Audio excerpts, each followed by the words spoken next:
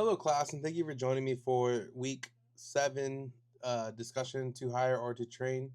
As you can see through our prompt, we were asked to review the two videos that corresponded with our reading material, and then make a decision what we feel is more important, whether that is to hire or whether that's to train, and then we justify that based off of our understanding of what we learned throughout this course. Um,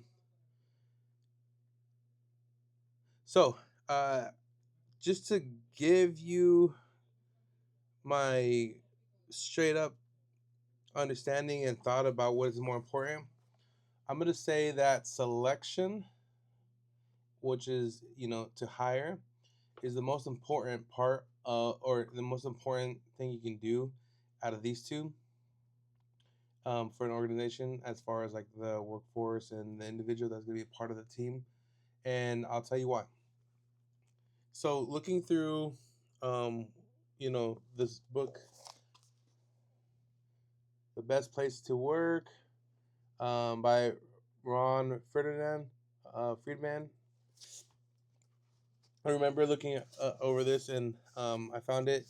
So on page 235 in the chapter "See What Others Don't," it says in the middle, the third paragraph, it says, "One way of improving a candidate pool is by turning outstanding employees into recruiters.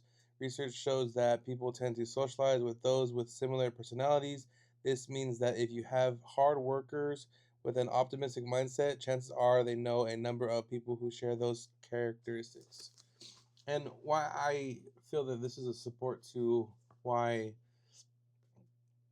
recruiting is the most important. If you have somebody already that is a strong individual, that's able to perform at the highest level, have a mindset that's conducive to the organization's like mission, vision, and everything like that, then they can be somebody you can use to like bring in that talent.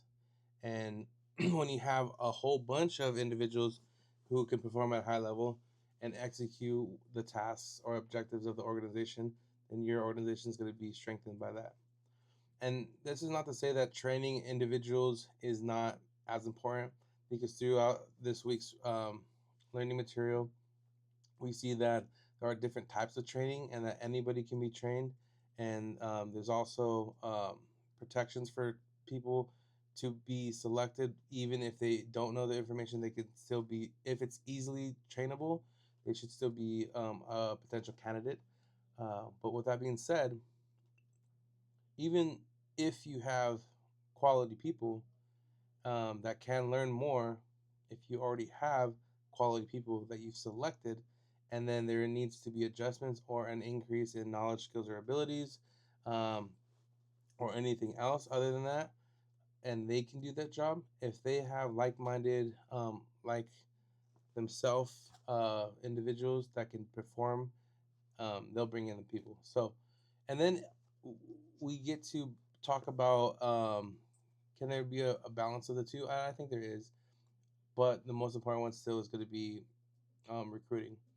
And what kind of barriers are there? So imagine you have an organization, and you have, you know, people that you know because you have a startup and you have the same people.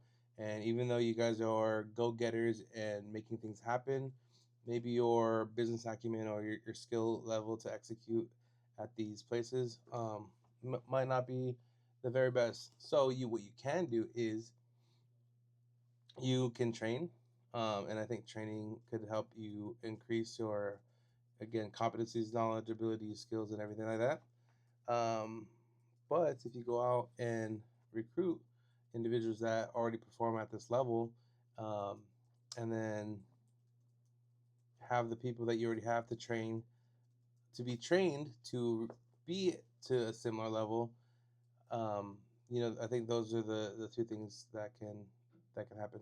And if we're talking about realistic barriers, one of the barriers that we're talked about is, um, how much it costs organization to do either of these two things. So, if there is a balance of training and selection, the amount of capital that will be used is going to be a lot. So, That's what I think. My name is Justin Serrano, and I hope you guys all had a great holiday weekend.